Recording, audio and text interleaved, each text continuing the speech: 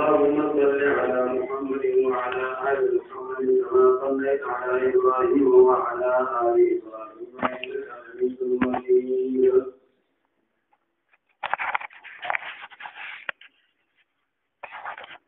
الله پاک جل شانه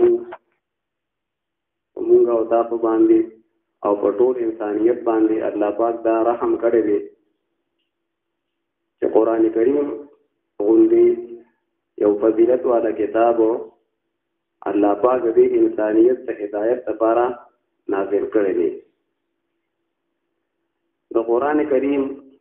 ډېر فضایل په قران کریم کې راغلي دي په احادیث مبارکو کې صحابه کرامو په اقوالو کې او دا رنګه نو علماء کرامو چې کوم فضایل ذکر کړی دي کوم فواید د قران کریم په تلاوت کې د دې په ترجمه زکولو کې په دې باندې بیا د عمل کولو کې نو هغه ډېر شی دي بشمار دي او باندې فضایل به مونږ چې کوم دی هغه بیان کو پکې دا مونږه د اساتذه رحمهم الله د استادانو دا طریقه وا چې کله به ترجمه شروع کوله نو څه فضایل په د قران کریم او دا څنګه د احادیثونه موږ ته بیانول. نو قران کریم کې الله پاک په خپل د قران کریم شان بیانوي کتاب انزلناه الیک مبارک لیدبروا آیاته وليتذكر اولو الالباب. الله پاک فرمایي کتاب دا یو عظیم شان کتاب دی انزلناه الیک چې دا موږ نازل کړی تا ته اے نبی کریم صلی الله علیه وسلم مبارک ډېر برکتی کتاب دی د دې لوستونکو مبارک دی د دې حفظ کوونکو مبارک دی د دې عالم مبارک دی په دې باندې عمل کوونکو مبارک دی او چې څوک د دې خدمتونه کوي په هر طریقې سره د دې مهنتونه کوي دا ټول مبارک دي. نو الله پاک فرمایي دا کتاب عظیم شان ما ته نازل کړی دی لیدبروا آیاته د پاره دې چې دا خلکو سوچو کې د دې په آیاتونو کې په دې باندې ځان پوهه کې وليتذكر اولو الالباب او د نصیحت حاصل کی عقل من خلقو چې کوم خلق عقل من دي قران کریم نه غو نصیحت حاصلې الله پاک دې موږ او تاسو ته نصیب کړي. دا رنګ الله پاک فرمایي افلا يتدبرون القرآن ام على قلوب اقفالها. الله فرمایي آیا دوی سوچ نه کوي په قران کریم کې داخله دي کې سوچ نه کوي تدبر نه کار نه کوي او کنه په دې ورونو باندې دوی چرن دي کې دا خدا کی کتاب دی چې الله پاک فرمایي دا فرض کما په غرونو باندې نازل کړي وي او الله پاک دې غرونو ته عقل ور کړي وي او دوی ته حکم شوی چې تاسو په دې باندې عمل کوئ. نو دا غرونه با ان در یاره د وجنا دا بشریدیو دا به ټوټه شي. دا د ترون کتاب دی او عظیم شان کتاب دی. الله فرمای لو انزلنا هذا القرآن على جبل لرأيته خاشعا متصدعا من خشية الله. کدا قرآن کریم الله پاک فرمای ما په غرونو باندې نازل کړی وي مطابقه دې کړی وي دا عاجزۍ د وجنا دا بچاودلې دي دا الله د یاره د وجنا. دا رنګ احادیث مبارکاو کې د قرآن کریم ډېر فضایل ذکر شوي دي. یو حدیث مبارک چې امام بخاری رحمه الله په خپل کتاب کې ذکر کړی دی چې جناب نبی کریم صلی الله علیه وسلم فرمایلی خیرکم من تعلم القرآن وعلمه. چې تاسو کې یعنی بهترین انسان ګوره هغه دی چې قرآن کریم زکی او دا خلقو ته هغه خي په خپل قرآن کریم زکی داغه علوم زکی احادیث زکی او بیا خلقو ته هغه تعلیم ورکي خلقو ته نافره کوي خلقو ته هغه معناګانې کوي خلقو ته هغه عمل کولو نصيحتونه کوي او جناب نبی کریم صلی الله علیه وسلم نه بل حدیث منقول له ترمذی شریف ذکر کړی دی چې نبی علیہ السلام فرمایي اشراف امتی حملة القرآن چې زما په امت کې زیات شریفانان خلک حملة القرآن دا د قرآن کریم د حاملین دي او چې په قرآن کریم ان خدمتونه کوي او دا رنګ نبی علیہ السلام فرمایلی چې ان لله اهلین منا چې ان په دې انسانانو کې په مونږه کې دا الله پاک خصوصي خلق دي قالوا یا رسول الله من هم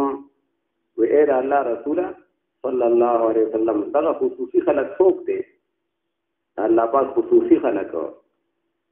نو قال نبی علیہ السلام فرمایل هم اهل القرآن اهل القرآن وخاصته ودا خلق خصوصي خلق الله پاک کوم خصوصي خلق ته دا الله سره تعلق ته نو دا هغه خلق دي چې د قرآن کریم سره تعلق ته قرآن کریم زکي هغه عمل کوي او داغه خدمتونه کوي نو دا چې کوم دي خاص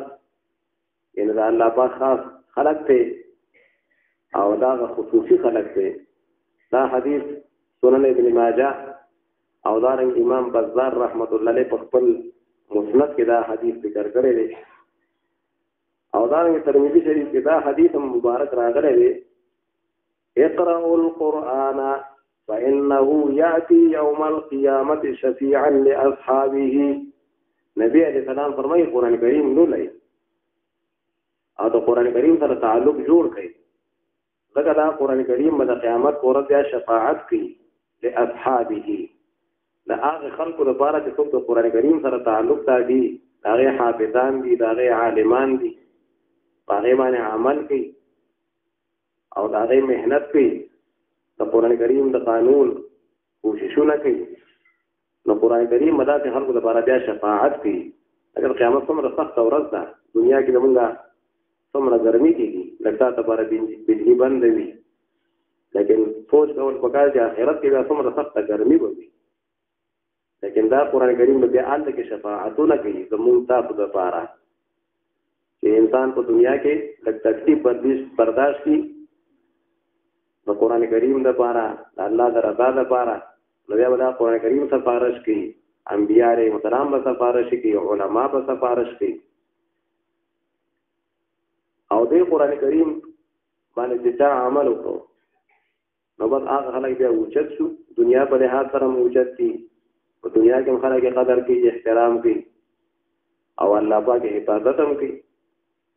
او الله ولې عزت هم ورکړي او په آخرت کې هم څنګه دي الله پاک ولې ډېر لوی مرتبه ورکړي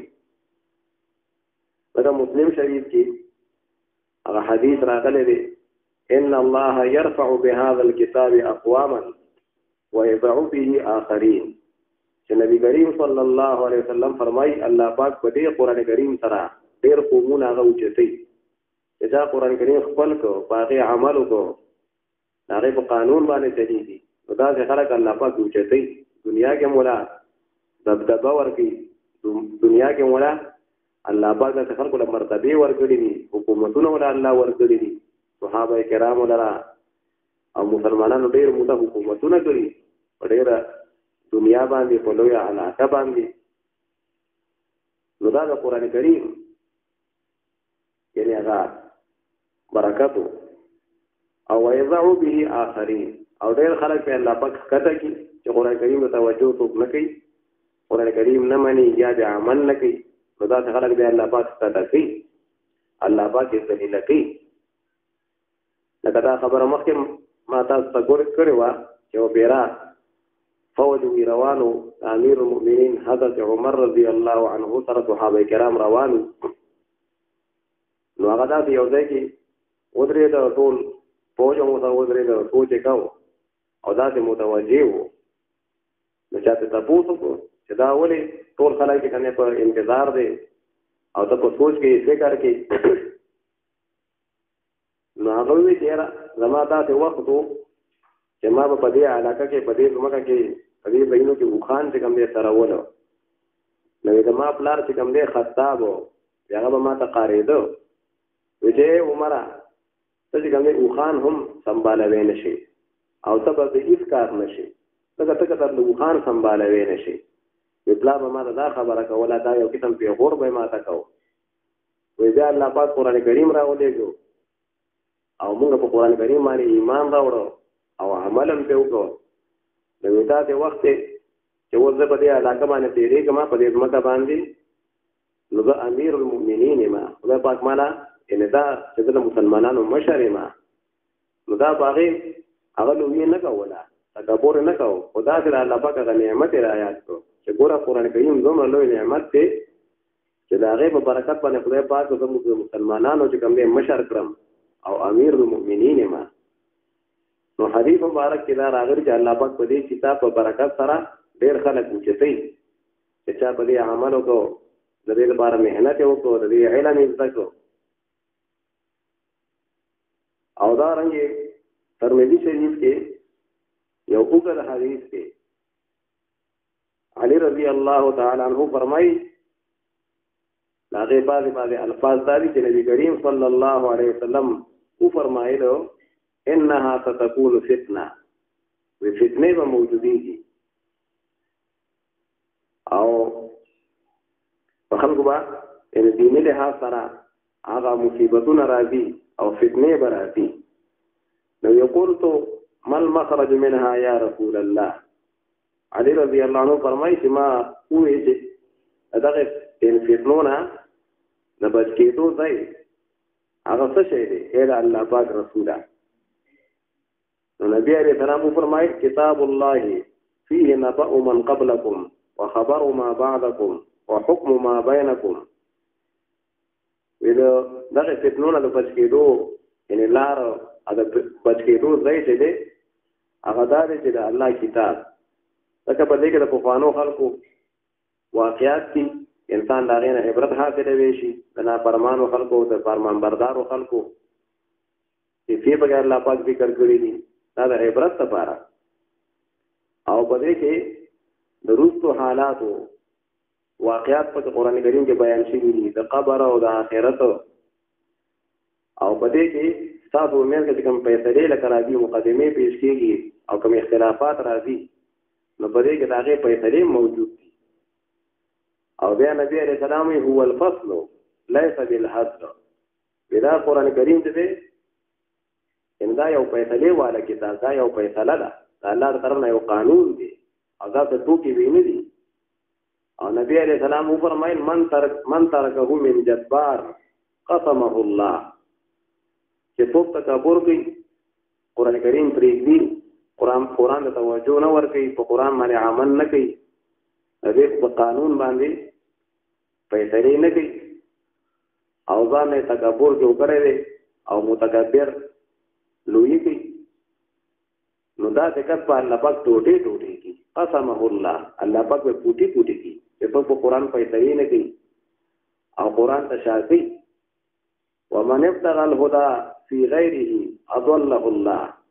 چې څوک د قرآن کریم نه علاوه په بل ځای کې ځان له کامیابي لټوي هدایت لټوي د قرآن کریم نه علاوه د کافرانو په کتابونو باندې هغوی په نظام باندې چلیږي نو خدای پاک به ګمراه کړي او نبی علیہ السلام هو حبل الله المتین دا قرآن کریم نه الله پاک هغه مضبوطه رسۍ ده دا نیول پکار دي دا رسۍ پرې ښودل نه دي چې دا چا مضبوطه ونیوله نو دی بس بیا الله ته به ورسي وهو الذکر الحکیم او دا ډېر محکم او یو مضبوط نصیحت والا کتاب دی وهو الصراط المستقیم نیغه لارم ده وهو الذي لا تزيغ به الاهواء او قرآن کریم دا کتاب دی چې د دې په تابعدارۍ د وجه نه یعنې خواهشات هغه ګډوډ کېږي نه او دا چې کوم دی یعنې انسان ټیک روان وي څوک د دې تابعداري کوي نو بیا به د هغه خواهشات او د هغه چې کوم جذبات بیا به هغه صحیح وي او چې څوک د قرآن کریم تابعداري نه کوي نو بیا به غلطو خواهشاتو باندې به چلېږي په ناجایزو ولا تلتبس به الالسنه او نبی علیہ السلام فرمایي چې ژبې په دې ګډې وډې کېږي نه په قرآن کریم باندې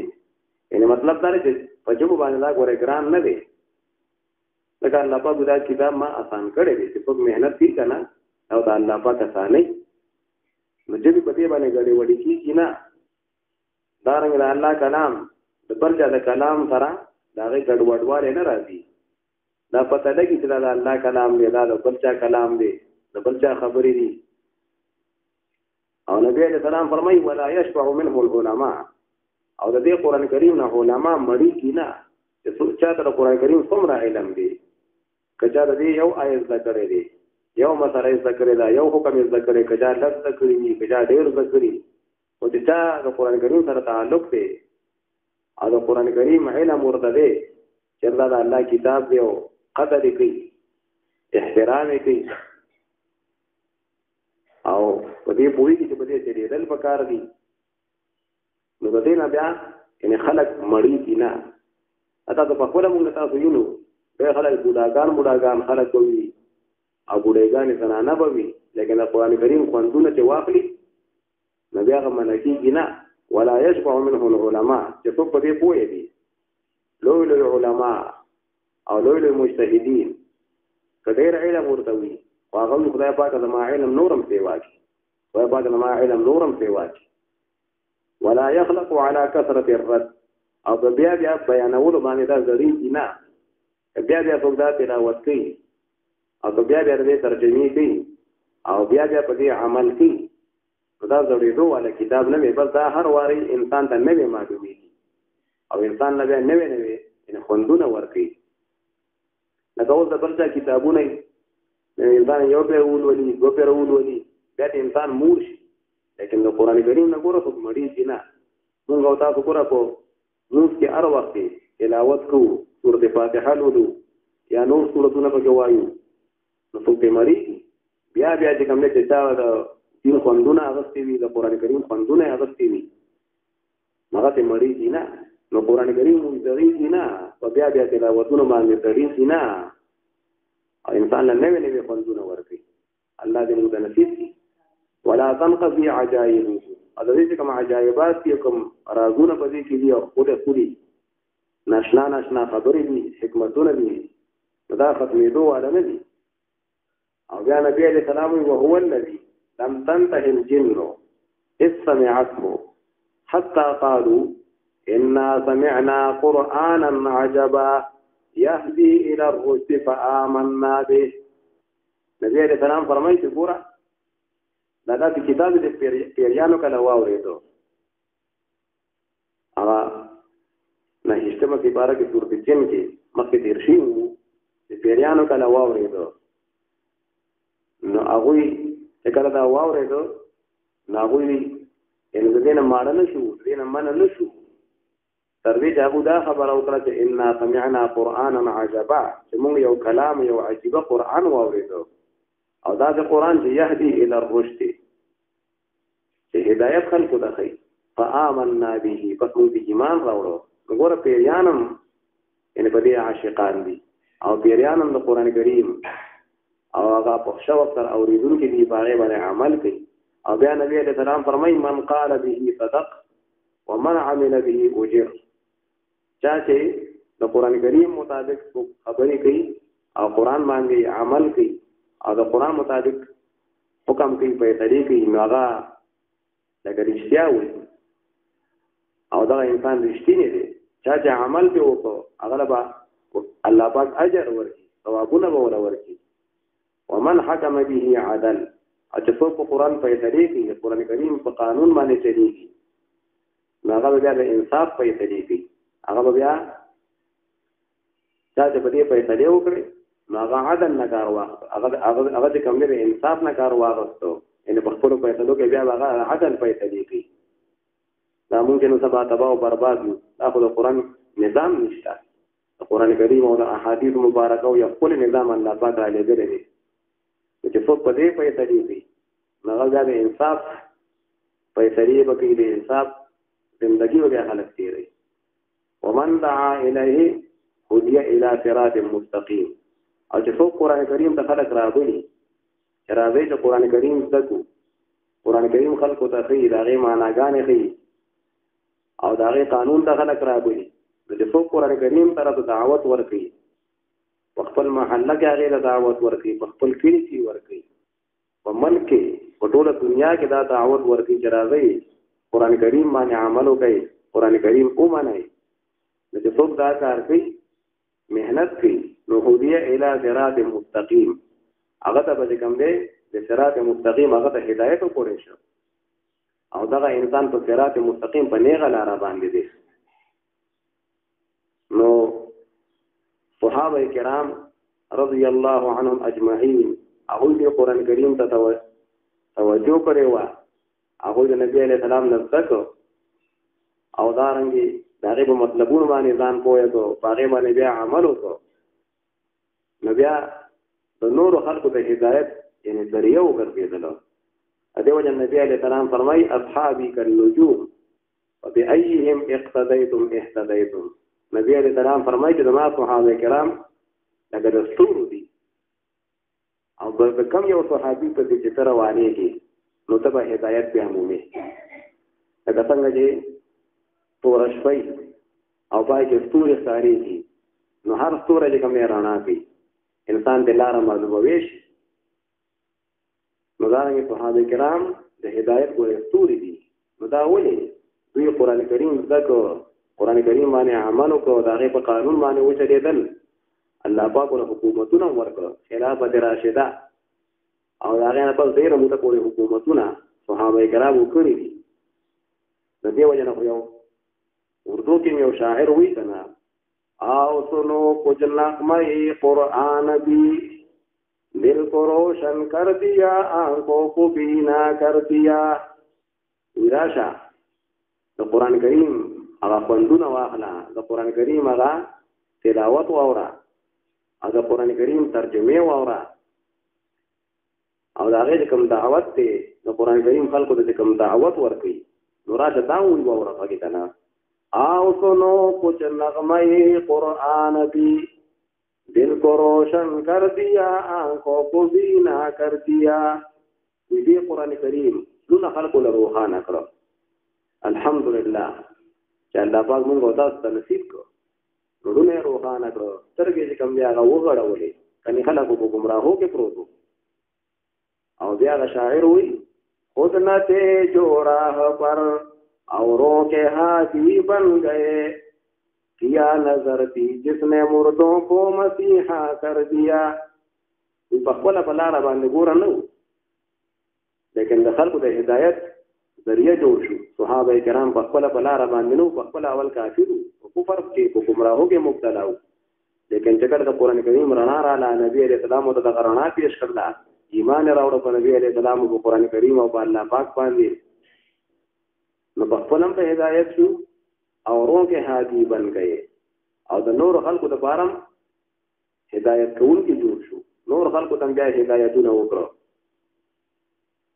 نو کیا نظر دی جس نے مردوں کو مسیحا کر دیا. دا آخر کم نظر ہو تو قرآن کریم دا څنګه تعلیم دی چې یو کته مړي چې کوم دی هغه یې ډاکټران کړو. لکه مثال بدور یو انسان په خپله مړ دی،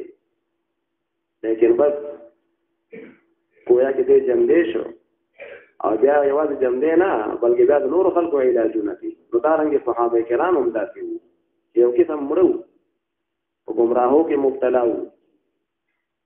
او په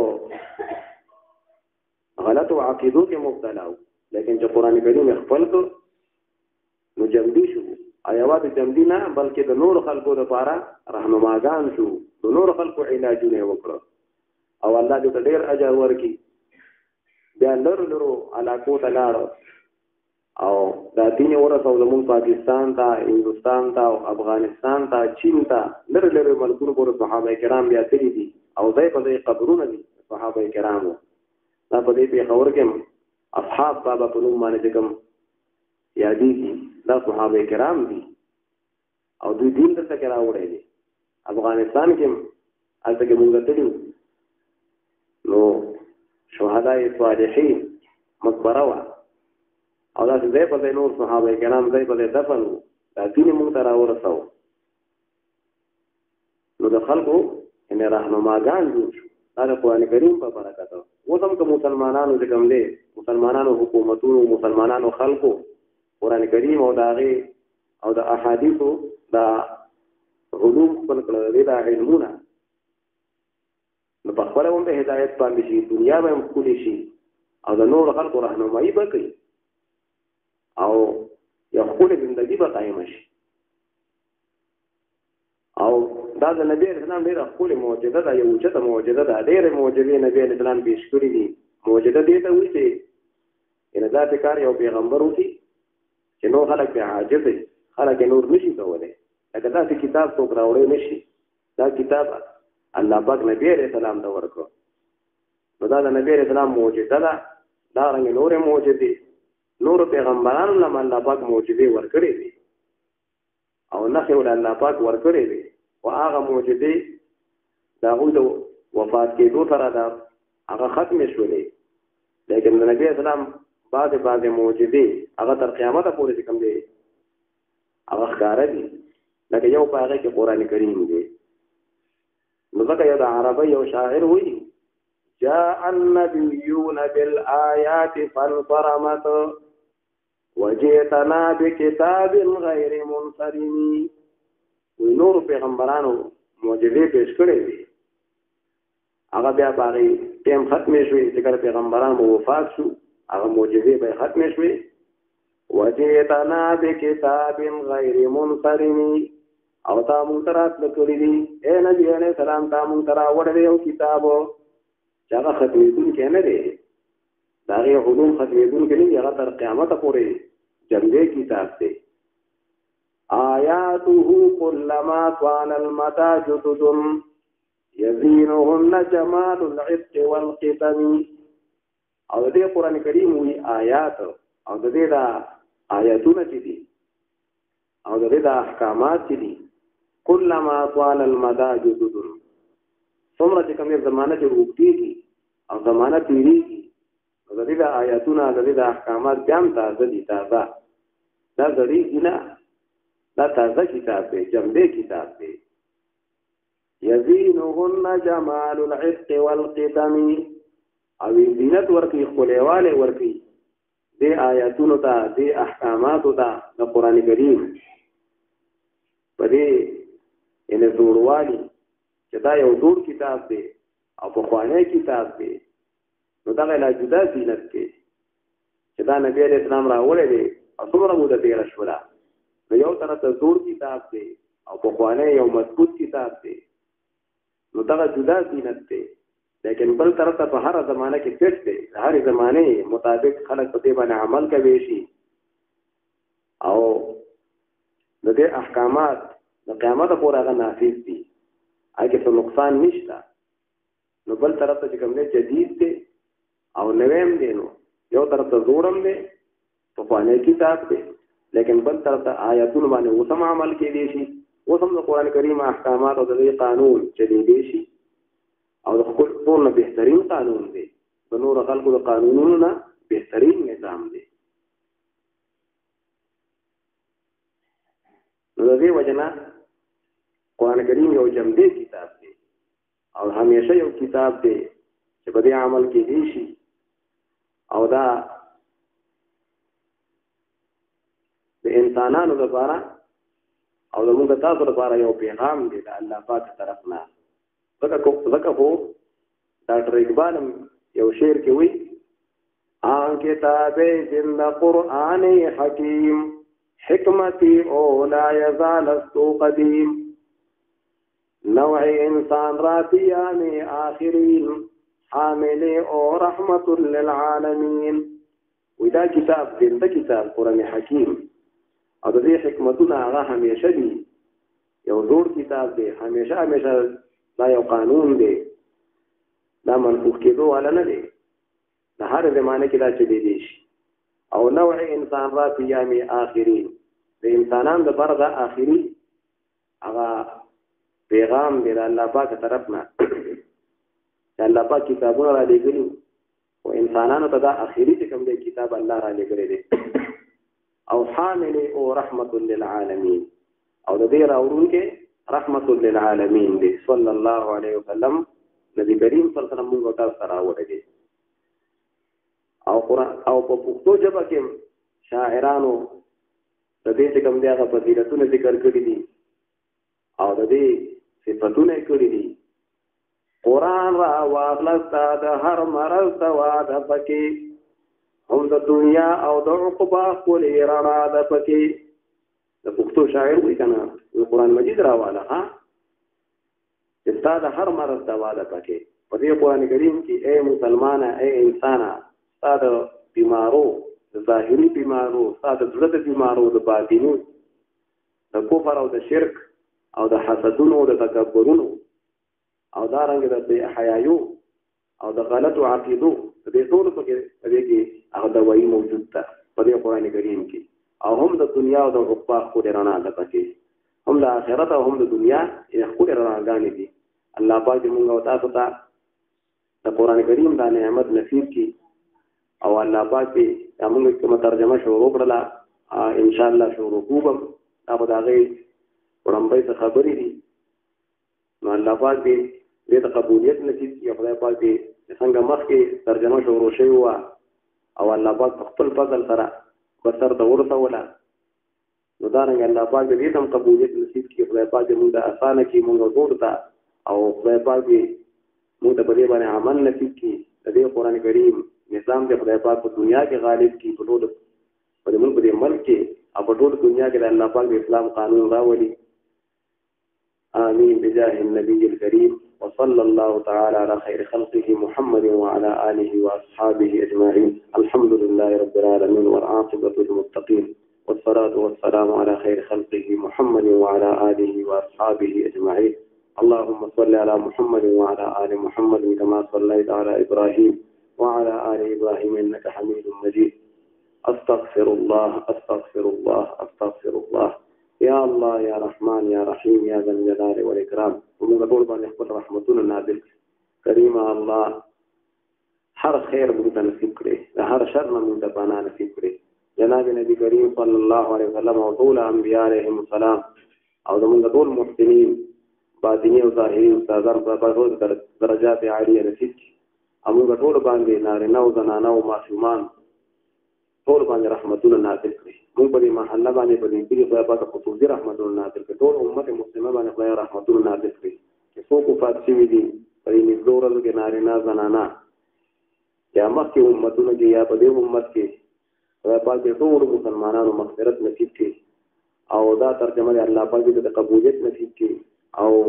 الله پاک موږ ته د توفیق نصیب کړي چې د حاضرۍ کو دا الله یو نعمت دی او موږ ته سره راکړی دی خدای پاک موږ ته دې قدر نصیب کړي الله پاک موږ دا د قبر نه خدای پاک موږ ته پناه نصیب کړي د آخرت شرمندګۍ نه خدای پاک موږ وساتي او جنت الفردوس خدای پاک موږ ټول ته نصیب کړي د انبیاء علیهم السلام صدیقین او شهدا او صالحین په مرګرتیا کې او الله پاک موږ تاسو د دوزخ نه وساتي او د رسوای نه به حیانو الله پاک موږ ټول وساتي خدای پاک موږ دعاګانو د قبولیت نصیب کړي آمين بجاه النبي الكريم وصلى الله تعالى على خير خلقه محمد وعلى آله وأصحابه أجمعين برحمتك يا أرحم الراحمين الله پاک موږ تاسو لپاره دا ټول ته مبارک وکړي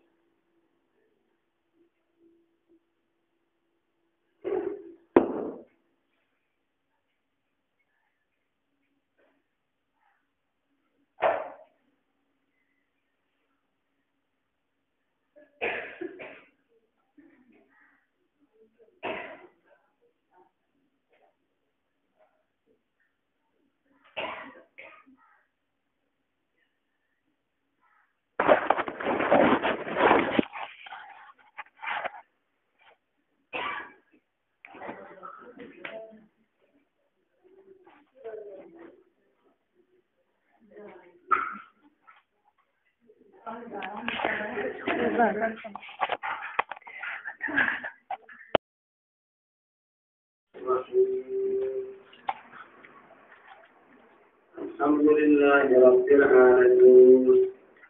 الرحمن الرحيم مالك يوم الدين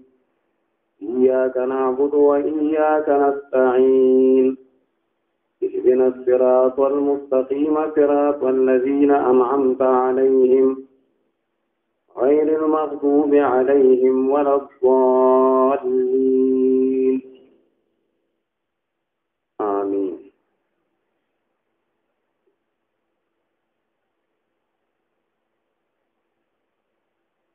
القرآن الكريم فضائل بعض فضائل هغه پرون بیان شو. اته خو د قرآن کریم ډېر فضائل بیان شوي دي. قرآن کریم کې راغلي دي، په احادیث مبارکو کې راغلي دي. او صرف بعض فضائل هغه موږ تاسو هغه بیان راغی وکړو. دا رنګ علماء کرام فرمایي چې د قرآن کریم ګڼ نومونه دي. تفسیر روح المانی هغه فرمایي چې بعض علماء د قرآن کریم 55 نومونه چې کوم دي هغه ذکر کړی دي. هغه بیا فرمایي چې د قرآن کریم دغه ټول نومونو بیا واپسی او د هغې رجعه د هغې دوه نومونو ته ده. د قرآن کریم یو نوم دی القرآن، او دا رنګې الفرقان د قرآن کریم نوم راغلی دی. نو دغه 55 نومونه هغه وي، یعنې بیا په حقیقت کې دغې دوه نومونو ته هغې ته د هغې رجعه کېږي، او د هغې نورو نومونو بس دغه مطلب جوړېږي چې کوم د القرآن او د الفرقان کوم نومونه دي. نو د قرآن کریم یو نوم خو یعنې قرآن دی. لکه عربی کې قرآن چې کوم دی لوستلو ته ویلی کېږي، قرآن کریم هم بار بار لوستلی کېږي. نو قرآن کریم کې په خپله الله پاک په دې باندې قسم خوړلی دی، قاف والقرآن المجید. الله زما دې په قسم په قرآن عظیم الشان باندې. دارنګه الله پاک فرمایي ان هذا القرآن يهدي للتي هي اقوم. بشک دا قرآن کریم هدایت کوي او دا هغه نیغه لار خلکو ته ښیي. د قرآن کریم یو نوم دا القرآن هم دی. قرآن کریم کې په خپله راغلي دي. دارنګې د دې بل نوم فرقان هم دی. فرقان معنا جدایي راوستونکی، چې دا د حق او د باطل، د حلال او د حرامو چې کوم فرق راولي، نو دې ته فرقان هم ویلی شوی دی. تبارک الذي نزل الفرقان على عبده ليكون للعالمين نذيرا. الله پاک فرمایي چې ډېر برکت والا دی هغه الله تعالی چې فرقان او قرآن کریم هغه فرق راوستونکی کتاب هغه په خپل بنده محمد رسول الله صلی الله علیه وسلم باندې نازل کړ. دارنګه قرآن کریم ته تنزیل هم ویلی شوی دی. تنزیل دا نازل کړی شوی کتاب دی. وَإِنَّهُ لَتَنزِيلُ رَبِّ الْعَالَمِينَ نَزَلَ بِهِ الرُّوحُ الْأَمِينُ. الله پاک فرمایي چې دا هغه نازل کړی شوی کتاب دی د رب العالمین د طرف نه، او جبرئیل علیه السلام هغه رسولی دی. دارنګه د قرآن کریم بل نوم هغه ذکر، چې دا نصیحت ته ویلی کېږي. نو قرآن کریم د ذکر هم ویلی شوی دی. انا نحن نزلنا الذکر وانا له لحافظون. الله وی دا ذکر او دا نصیحت والا کتاب الله وی دا ما نازل کړی دی، او د دې حفاظت په هم چې کوم دی څه کومه، او علما به له پیدا کوم، حافظان به پیدا کوم، مجاهدین، او د دې په کوم دی حفاظت کوي. د قرآن کریم خدمتګاران به پیدا کوم. په دې طریقې سره الله پاک د دې حفاظت کړی دی. دارنګه دې ته کتاب هم ویلی شوی دی. حامیم والکتاب المبین انا انزلناه فی لیلة مبارکة.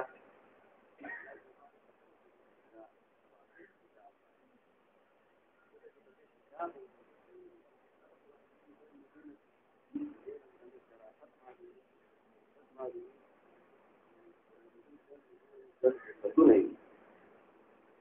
برهانا وتويل شويدي نورا وتويل شويدي يا أيها الناس قد جاءكم برهان من ربكم وأنزلنا إليكم نورا مبينا. لا فرمي إيه خلقه تاسدار درنا يوم برهان فاغره يوم دليل او الله فرمي تاسما نور نازل کړی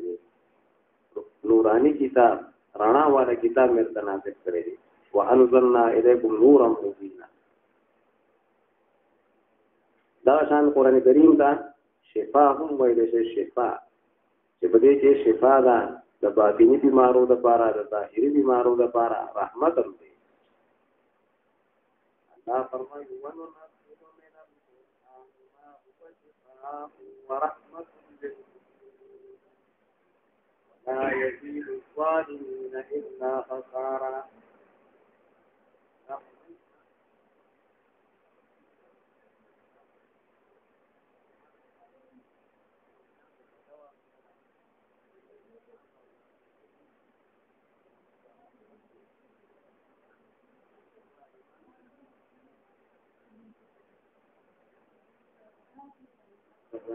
انکار کی وای غریب باندې عمل نه کوي دا رنګ دې ته هدایت هم وایي شوی دی هدن قل هو للذین آمنوا هدى وشفاء. وای پیغمبر صلی الله علیه وسلم چې د مؤمنانو لپاره دا کتاب چې د هدایت او شفاء ده او دا شان دې ته موعظه هم وایي شوی موعظه ان نصیحت يا أيها الناس قد جاءتكم موعظة من ربكم وشفاء لما في الصدور.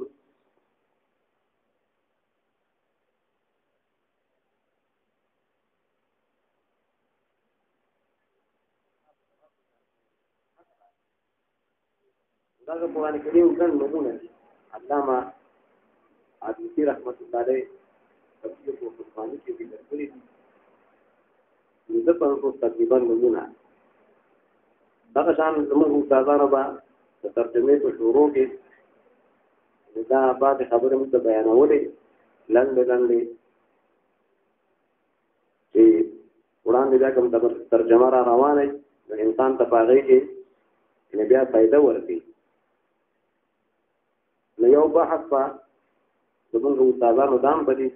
ترجمه په اول کې کوو چېر قرآن کریم دا وحی ده الله پاک طرفنا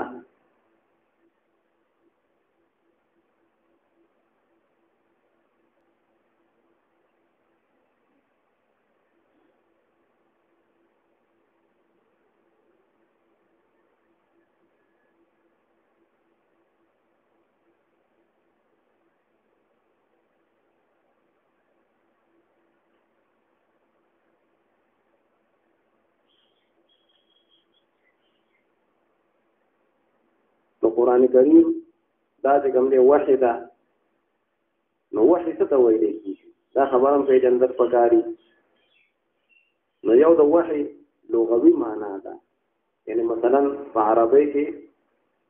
دا وحی چې کوم دی څه ته ویل کیږي او دا رنګ په شریعت کې بیا وحی څه ته ویل کیږي. نو دا وحی په لغت کې یعنی ډکشنری کې او د لغت په کتابونو کې په عربی کې دا اشاره ته ویل اشاره ته او دا رنګ په پټه باندې یعنی خو خبرول نو دې دا یعنی په لغت کې دې ته وحی ویل کیږي. په دې سره اشاره کول او خو خبرول په پټه باندې. دا علماء کرام فرمایي چې د وحی لغوي د دې قسمونه دي. یو ته وحی فطری وي یعنی قدرتی او پیدایشي یو شي ته کوم دی الله پاک بس یو لار خوولي لکه د غبین دا مچي دا نو دا په دې ګورونو کې په دې فوټو کې دا چې کوم دی یعنی خوراکونه کوي او بیا چې کوم دی هغه خپل یعنی غبین لا بیا راځي لره لره ګورې لار شي بیا واپس راځي. نو دا خبره دې ته څه خوولې ده دا څه کاوه او دا څه کار کاوه. نو قرآن کریم کې الله پاک فرمایي سورۃ النحل کې ورلتم کی بارکه واوحى ربك الى النحل ان اتخذي من الجبال بيوتا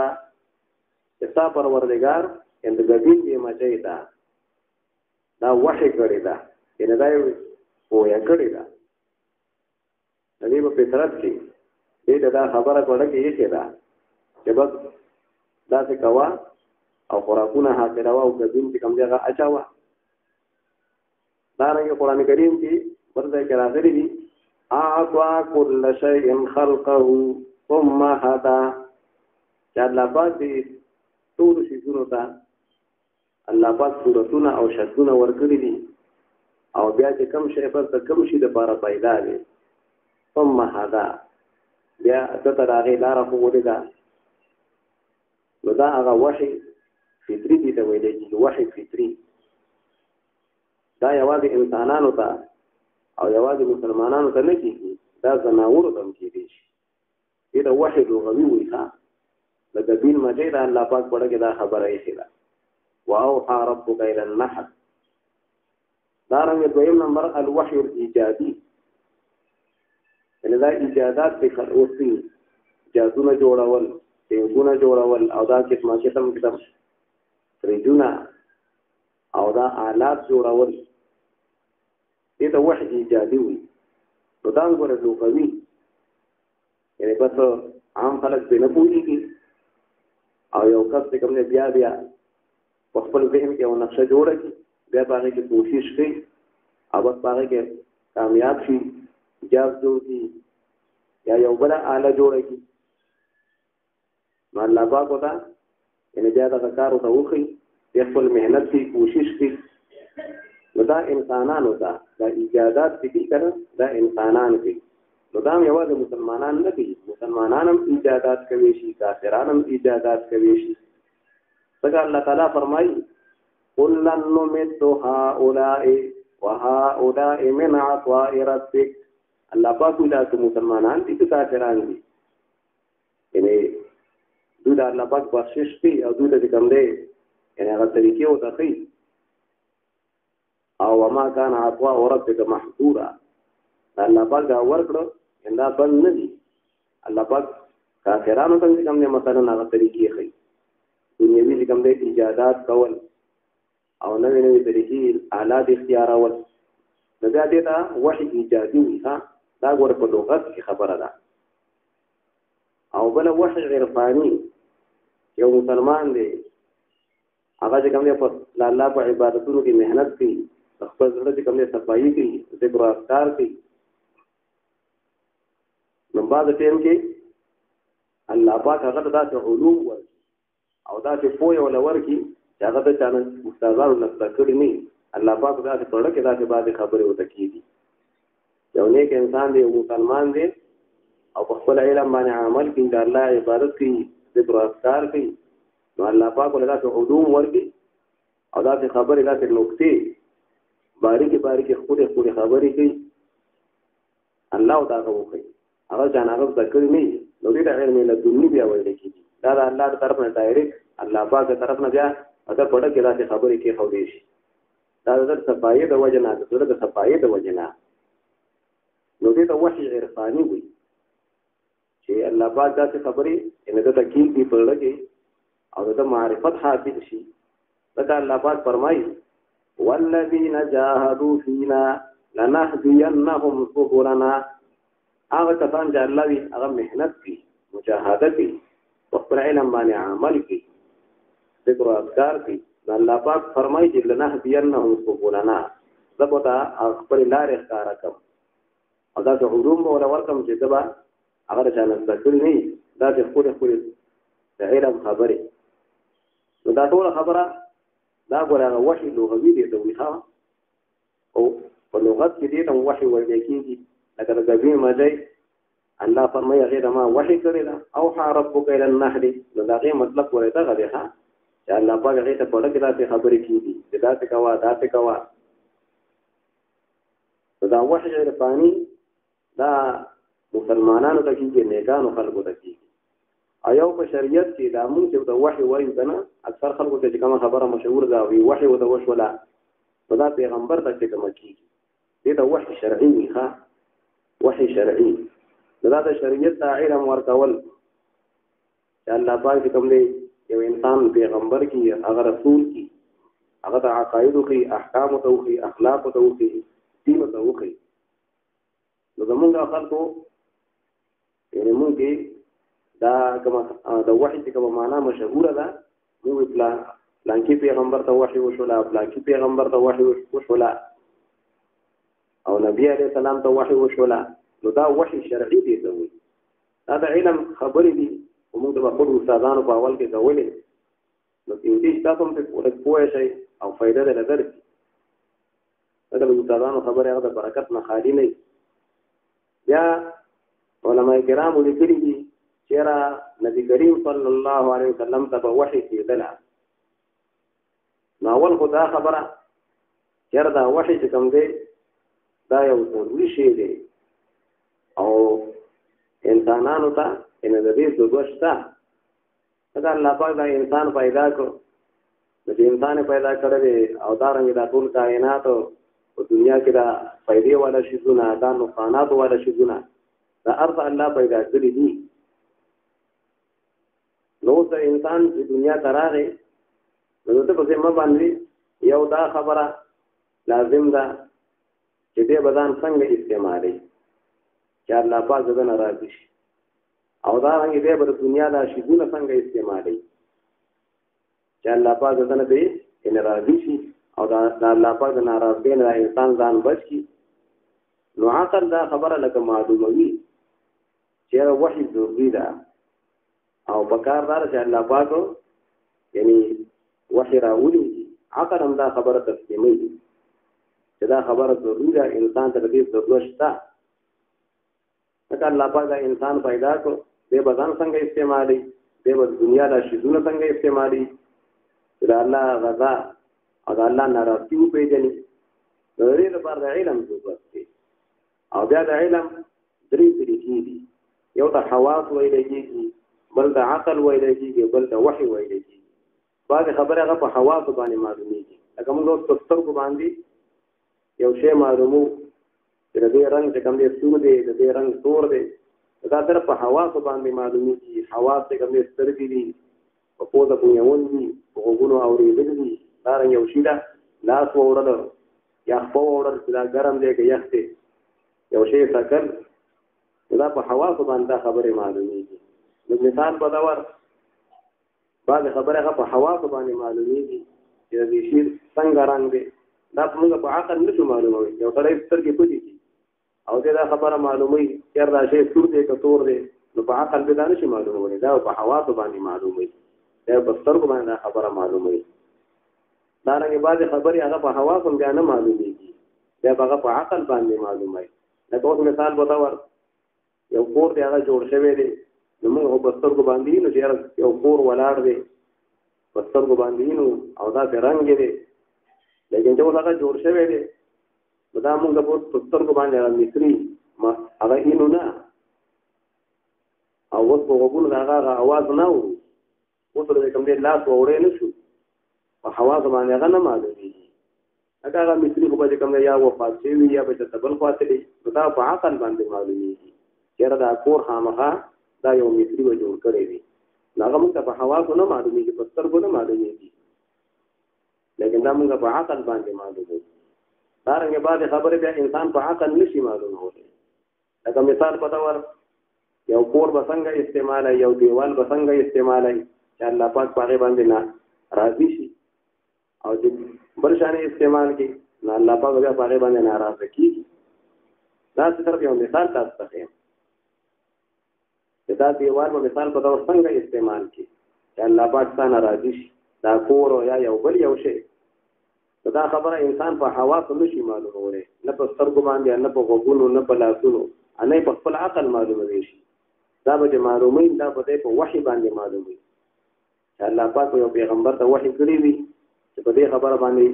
ان زرا کېږم په دې خبره باندې ناراضه کېږم نو علما فرمایي دا علم لکه یو څو طریقې دي الله پاک رضا معلومول دا الله پاک ناراضي معلومول انده بکی چې په علم باندې او د علم لپاره بیا یو څو طریقې دي، یو د حواس او بل د عقل او بل د علم د وحي. چې څنګه یعنی حواس مونږ منو،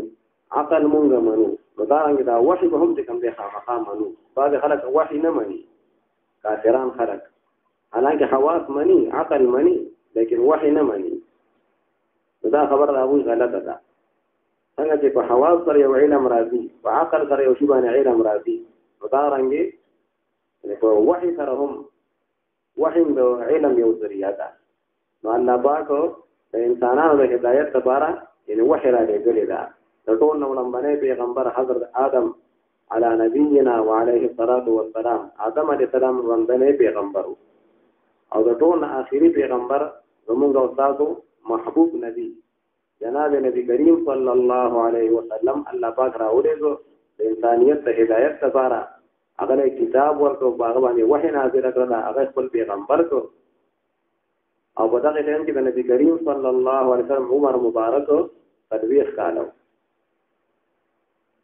نو په نبی علیہ السلام باندې وحي څنګه راتلله او په کومو طریقو سره؟ نو کتابونو لیکلي دي زموږ استادانو دا مونږ ته فرمایل د وحي قسمونه دي. یو د وحي تسلسلي وي، لکه حدیث مبارک راغلی کسلسل الجرس، څنګه چې ټلۍ وهلی کېږي داسې یو اواز شانتې به کله کله نبي علیه السلام ته چې وحي کېدله جبریل علیه السلام په ذریعې سره، نو هغه په یو شکل کې ښکاره نه شو، خو هسې داسې یو د ټلۍ په شکل کې داسې یو اواز به نبي علیه السلام ته راته. لکه عمر رضی الله عنه فرمایي چې نبی علیه السلام ته په وحي کېدله، نو د نبی علیه السلام د مخ مبارک په خوا کې به داسې د ګبین د مچو په شانتې یعنې هغه بڼان شانتې وو، هغه اواز به راته داسې به اورېدلی کېده. دا د هغه ټلۍ په شکل کې څوک ته د ټلۍ اواز وي، څوک ته د ګبین د مچو په شانتې هغې بڼان به اورېدلی کېده. نو په حدیثو کې هغې ته سورة الجرس ویلی شوی دی چې څنګه دغه بڼان او دغه ټلۍ دغه اواز په مخه باندې وي، نو دا رنګې دغه او وحي به په مخه باندې وحي به نبي علیه السلام ته شروع وه. او چې څنګه د ټلۍ اواز او دغه بڼان انسان د هر طرف نه اوري، نو دغه رنګې دا به هر طرف نه نبي علیه السلام لکه اورېدله. نو جبریل علیه السلام به د خپل د فرشتې په هغې حالت کې و، خو دیده به یې نه، او نبي علیه السلام به هم په خپل انسانیت او د خپل بشریت په دغه حالت باندې و. او نبی علیه السلام په احادیثو کې فرمایي چې دا کتاب وحي به چې ما ته کېدله، نو دا وایي ما ته ډېره ګرانه به وه، ځکه چې اول هغې ته غوږ کېښودل، په هغې باندې ځان پوهول، او بیا د هغې هغه الفاظ یاد ساتل، بیا په هغې ځان پوهول، او بیا نورو خلکو ته د هغې رسول. نو دا نبی علیه السلام فرمایي چې دا قسمه وحي به ما ته زیاته لکه سخته وه، او ما باندې به ډېره ګرانه وه. لکه بخاري شریف کې د عایشې رضی الله عنها روایت دی چې حارث ابن هشام رضی الله عنه صحابي د نبی علیه السلام نه تپوس کړی چې تاسو باندې وحي څنګه راځي؟ نو نبی علیه السلام ته وفرمایل چې کله کله یعنې ما ته په دې طریقې سره وحي لکه کېږي، او دا ما ته لکه ډېره ګرانه وي. او دې وجه نه عایشه بي فرمایي اتقان کتاب کې علامه سیوطي رحمت الله علیه دا خبره ذکر کړې ده چې عایشه بي فرمایي چې نبی علیه السلام باندې به دا قسم وحي کېدله، نو د ژمي په موسم کې به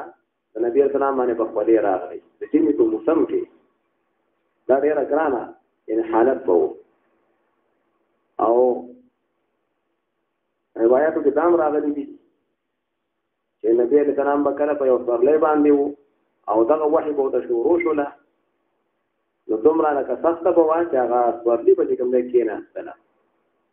یو بیره وي د زید ابن ثابت رضی الله عنه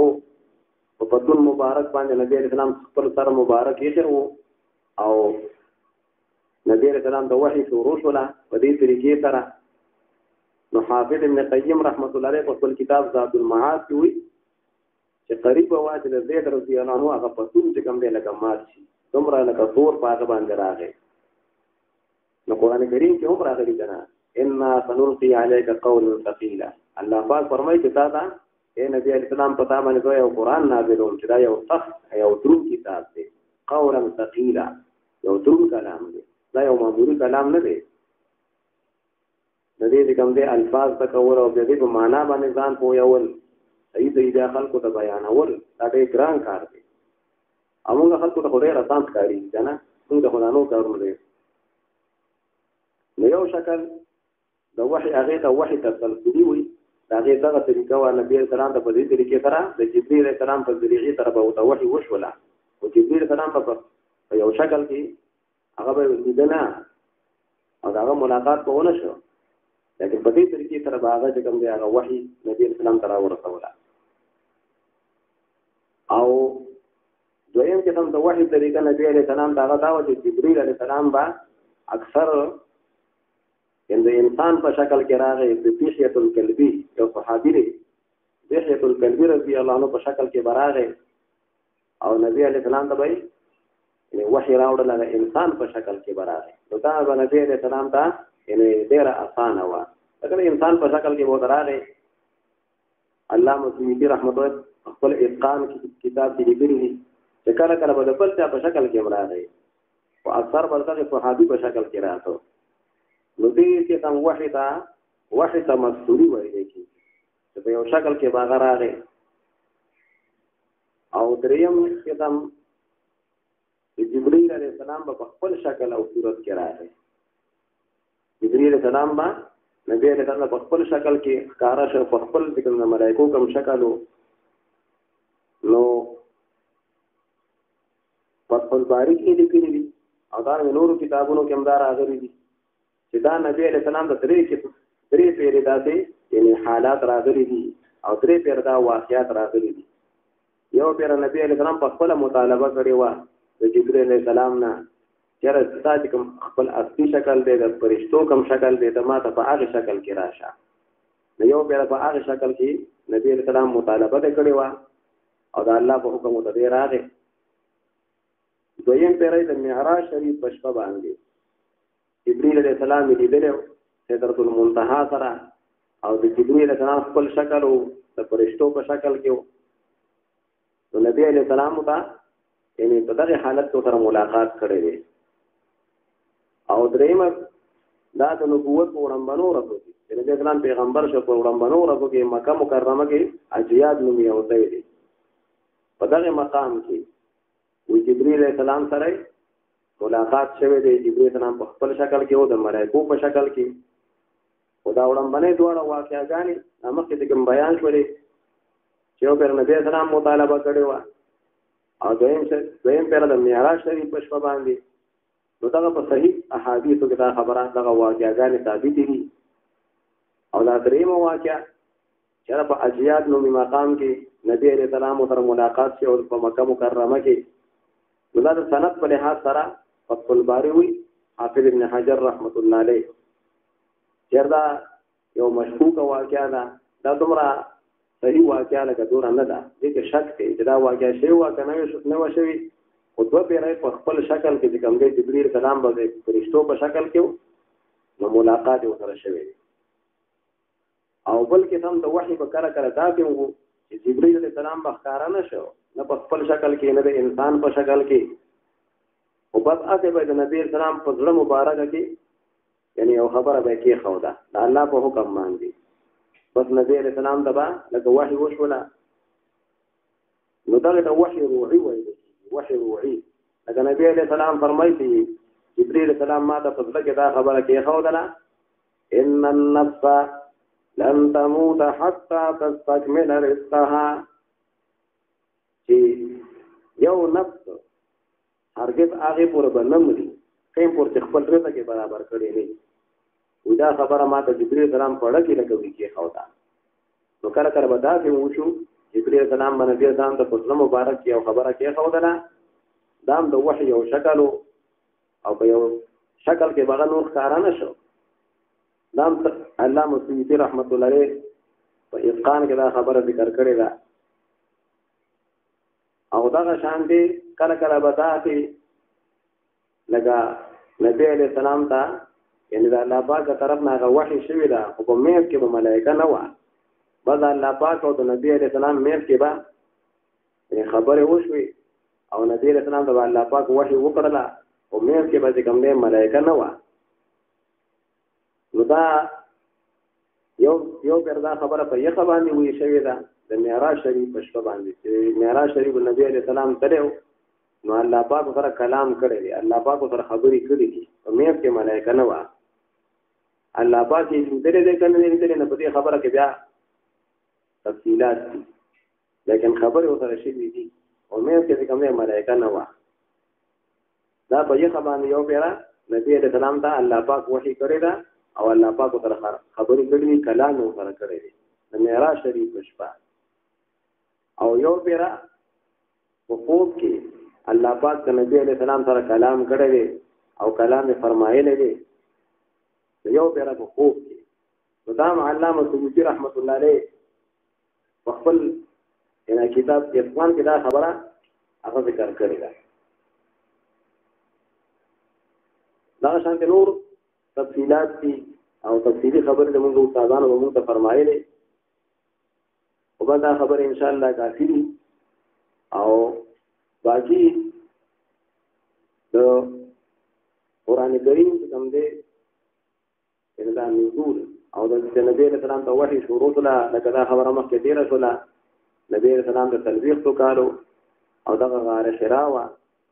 په مکه مکرمه کې نبی اسلام په دغه غار حرا کې وو او د ټولو نه وړاندې چې کومه مکمل صورت کوم نازل شوې ده هغه په غار حرا کې په نبی رسول الله باندې یو څو آیاتونه نازل شوې اقرأ باسم ربك الذي خلق دغه یو څو آیاتونه لیکن ټول نو وړاندې مکمل صورت نازل شوې ده مکمل صورت نو هغه سورۃ فاتحه دا موږ ته ولوستو دا مکمل صورت کوم دی په نبی علیہ السلام باندې وړاندې مکمل صورت دا نازل شوی او بیا د دې صورت مبارک ډېر نمونه دي یو د دې نوم لکه فاتحه الكتاب فاتحه ته وی شروع تا نو قران کریم د دې نه شروع شوی دی فاتحه الكتاب نو د دې نه شروع کیږي انسان به مو کې تلاوت شروع کوي نو هغه کوم دی اول سورۃ فاتحه ولوري بیا په بل سورۃ ولوري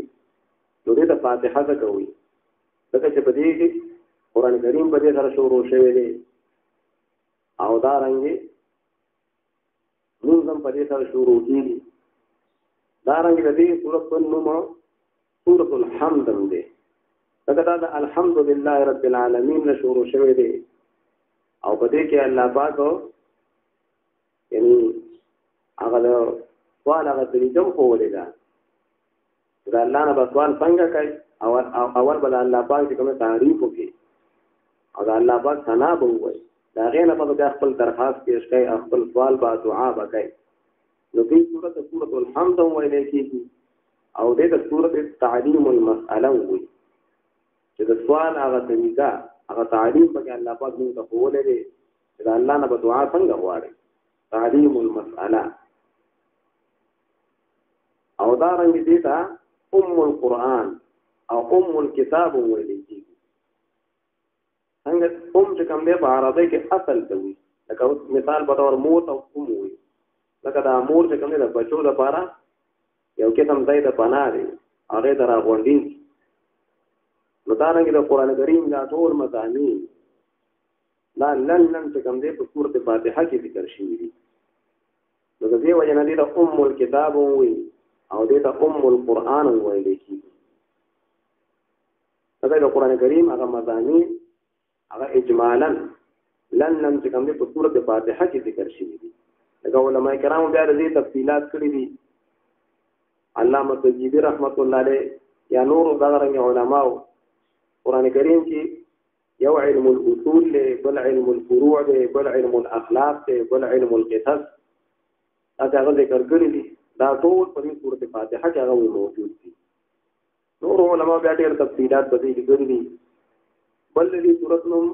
السبع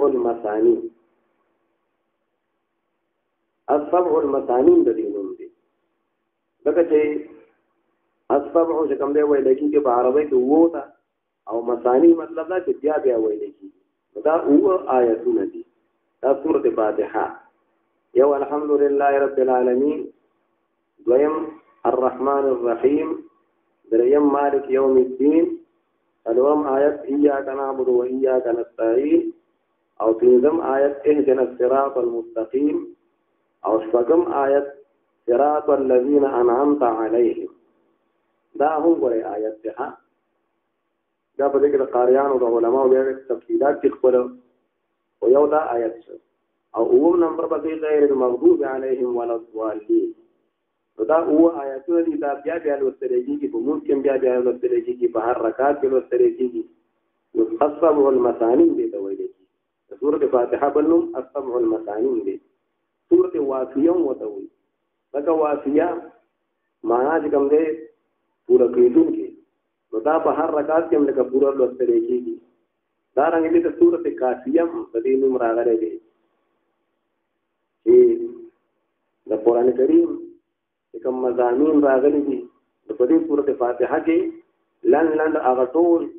کافی شافی هغه بیان شوی دي دا ټول دا سورۃ ټول لکه قران کریم د بارا کافی دی نه هغه مضامین پکې اجمالی را جمع شوی دا رنګ دې سورۃ په نوم سورۃ الکنز هم دی سورۃ فاتحه کنز څه کومه د خزانه ته وي نبی علیہ السلام فرمایي چې الله پاک فرمایلی دي چې سورۃ فاتحه کې دا د ما د عرش ته خزانو نه یو خزانه ده دا سورۃ فاتحه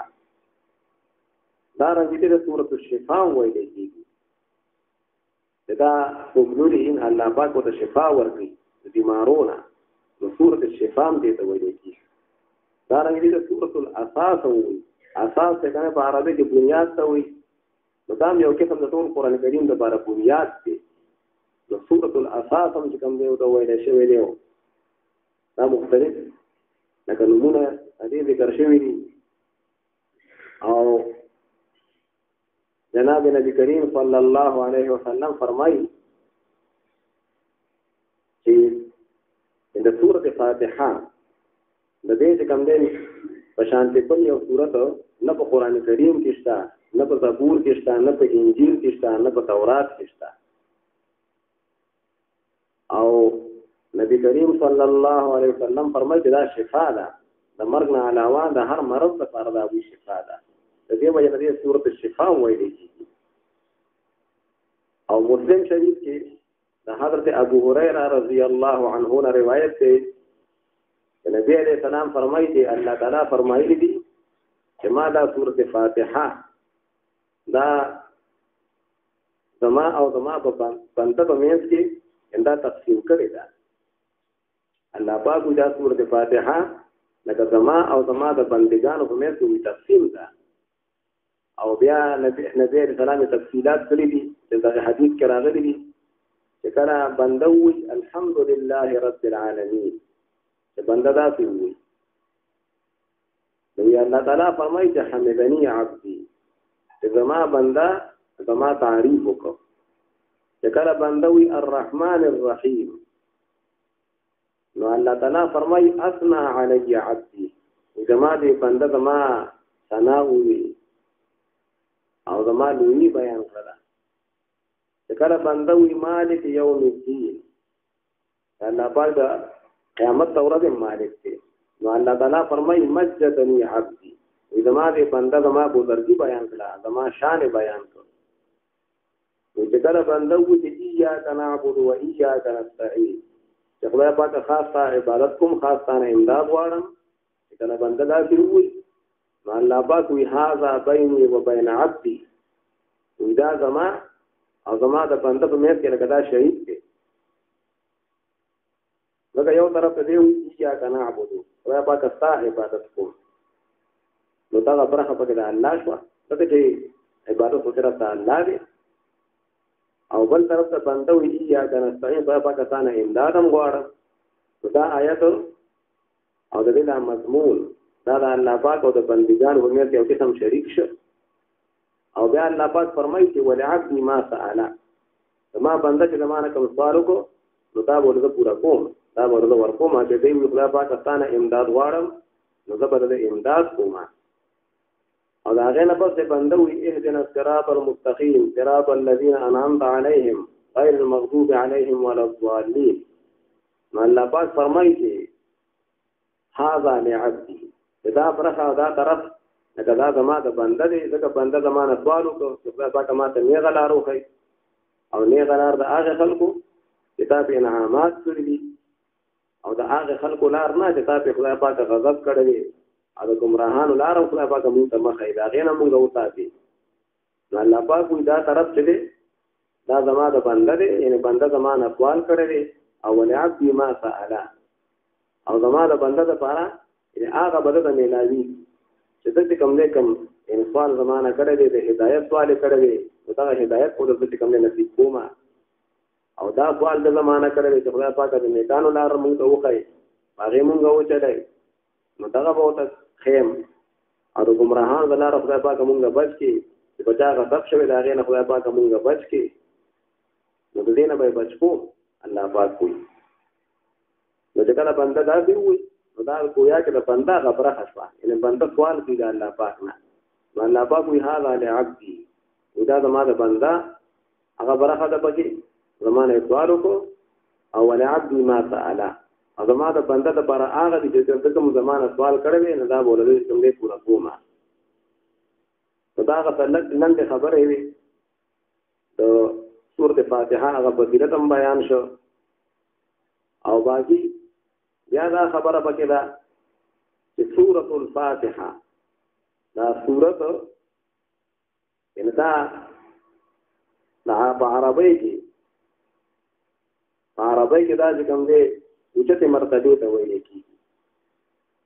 نو دارنګې د قرآن کریم سورتونه دا هم یو مرتبه لري، اوچتوالی لري. دارنګې په عربۍ کې سور البلد پخوا به ذکرونه یو دیوال چاپېره یا اوس هم چې کوم دی چاونونه د فوجي ځایونونه د اهم ځایونو چاپېره یو دیوال چاپېره وي، نو هغه دیوال هم ډېر شرافت والی اوچت وي، دنګ وي، او شرافت لري، عزت لري،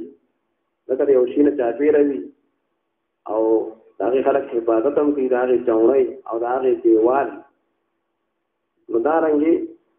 د قرآن کریم دا سورتونه دا هم چاپېره وي، په دې کې هم څه مضامین وي، او په دې کې هم اهم خبرې وي، او عزت لري، شرافت لري، د دې وجه نه دې د سورت ویلی کېږي. او یو دی آیات جمع د آیتون ده، آیات چې کوم دا نښې ته ویلی کېږي، علامې ته ویلی کېږي، د قرآن کریم یو ټولګې د کلماتو، د قرآن کریم څه کلمات وي د هغې یو ټولګې وي، د هغې یو جماعت وي، او د هغې نه یو نښه وي، لکه څنګه چې الحمدلله رب العالمین، نو دې نه شاته دا غونډه شانتې نښه کړې ده که نه، نو دا د آیت علامه ده. نو آیت یعنې دې ته ویلی کېږي چې د قرآن کریم د کلماتو یو ټولګې، لکه الحمد یو کلمه ده، لله بل کلمه ده، ربي او العالمین دا ځان ځان کلمات دي که نه، نو یو ټولګې ده قرآن کریم د کلماتو چې هغه جدا وي د بل نه، لکه دا آیت جدا دی د الرحمن الرحیم نه، بیا د هغې ځان له خپل هغې ته نښه شوې ده مالک یوم الدین ځان له، نو دې ته آیت ویلی. نو آیت په لغت کې علامې ته وایي، او په اصطلاح کې په شریعت کې دې ته وایي چې د قرآن کریم د کلماتو یو ټولګې چې د هغې خپله علامه وي، نو دې ته آیات وي. نو دلته کې لیکلي آیاتها د آیتونه د سورت فاتحه، یعنې دا اووه دي، اووه آیتونه په دې کې دي. او سورت په دغې ته ویلی کېږي لکه مخکې تېر شو، او مکیتون په دې کې ډېر مطلبونه علماو ذکر کړي دي، خو لنډ مطلب پکې بس دا دی چې کوم مشهور دی چې د نبي علیه السلام د هجرت مبارک نه مخکې کوم نازل شوي چې نبي علیه السلام مدینې منورې ته را رسېدلی نه و، هجرت یې نه و کړی، د هغې نه مخکې چې کوم آیتونه نازل شوي دي، کوم سورتونه نازل شوي دي، نو هغې ته مکي وایي. که هغه په هر ځای کې دي، که بیا په مکه مکرمه کې دي، که به هغې په لاره باندې دي، که هر ځای کې دي، خو د هجرت نه مخکې نبي علیه السلام را رسېدلی نه و مدینې منورې ته، نو هغه مخکې ته مکي وایي. او چې کله ورسېده تشریف هلته کې وړو، د هغې نه پس بیا کوم آیتونه نازل شوي دي، او کوم سورتونه نازل شوي دي، نو بیا هغې ته مدني وي. دا مکی صورت ته او په دې کې یو رکوع ده. بسم الله الرحمن الرحیم الحمد لله رب العالمین. تو تعرفون الله رب العالمین لربی مالک ټول مخلوقات دی. الرحمن الرحیم عام رحمتونه والده او مکمل رحمتونه والده. مالک یوم الدین مالک ورځ د جزا ده. د حساب کتاب ورځ د قیامت مالک دی. د دنیا مالک دی ها او د آخرت هم مالک دی. دنیا خلاصه کوي د آخرت هم مالک دی. ایاک نعبد و ایاک نستعین. خاص مونږ عبادت کو اے الله پاک. و ایاک نستعین او خاص نه امداد غواړو. اهدنا الصراط المستقیم. او خیمونتا او قائم پاتې کې مونږه په لار نه غباندې. صراط الذین انعمت علیهم لار د هغه خلقو چې دا انعامات کړي باغوي نو په هغه خلقو په لار باندې خدای پاک مونږه قائم وساتي. غیر المغضوب علیهم ولا الضالین. دا هغه خلقو چې باغوي باندې غضب کړي شوی دی او هغه خلک چې هغوی ګمراهان دي نو دا هغه خلقو خدای پاک لار نه د نیکانو خلقو لار چې تا به انعامات کړي دي دا هغوی هغه لار مونږ ته وښایي په هغې باندې مونږ وچرئ. غیر المغضوب علیهم نه لار د هغې خلکو چې په هغوی غضب شوی او نه لار د هغې خلکو چې کوم ګمراهان دي. آمین. صدق الله العظيم. اللهم صل على محمد وعلى آل محمد كما صليت على إبراهيم وعلى آل إبراهيم إنك حميد مجيد. ربنا تقبل منا إنك أنت السميع العليم وتب علينا إنك أنت التواب الرحيم. يا الله دمقون خدای پاک راضي شي. زموږ ټول حاجات دنیوي اخروی خدای پاک پوره کړي. کریم الله د رحمت باران په قدر د حاجت خدای پاک نازل کړي. هر خیر موږ ته نصیب کړي، هر شر نه موږ ته پناه نصیب کړي. د قرآن کریم دا کومه ترجمه خدای پاک موږ شروع کړه. خدای پاک تا په توفیق سره موږ شروع کړه. تا په توفیق باندې خدای پاک دا ختمېږي. موږ خدای پاک توفیق راکړي د دې د ویلو په صحیح طریقې سره دا اورېدلو او دې ته د حاصلېدلو. کریم الله دا یو نعمت دی تا موږ ته راکړی دی. موږ ته د دې نعمت قرآن کریم قدر نصیب کړي. جناب نبی کریم صلی الله علیه وسلم ټول انبیاء علیهم السلام او صدیقین او شهدا او صالحین کریم الله هغې ملګرتیا موږ ته نصیب کړي. په دنیا چې خدای پاک موږ ته امن او د حیا زندګي نصیب کړي. د عزت خدای پاک زندګي موږ ته نصیب کړي. بې حیایي نه موږ وساتي. کریم الله جناب نبی کریم صلی الله علیه وسلم ټول انبیاء علیهم السلام صحابه کرام موږ مفترین باطنی ظاهري استادان ټول درجات عالیه نصیب کړي. د آخرت زندگی خدای پاک موږ ښکلې کړي. د قبر زندگی خدای پاک موږ ته راحت نصیب کړي. کامل ایمان خدای پاک موږ ته نصیب کړي. د منافقت نه موږ وساتي. د حرمینو شریفینو د مسلمانانو د مالونو د جانونو د نارینه او زنانه او د ماشومانو د ټولو خدای پاک حفاظت نصیب کړي. وصلى الله تعالى على خير خلقه محمد وعلى آله وأصحابه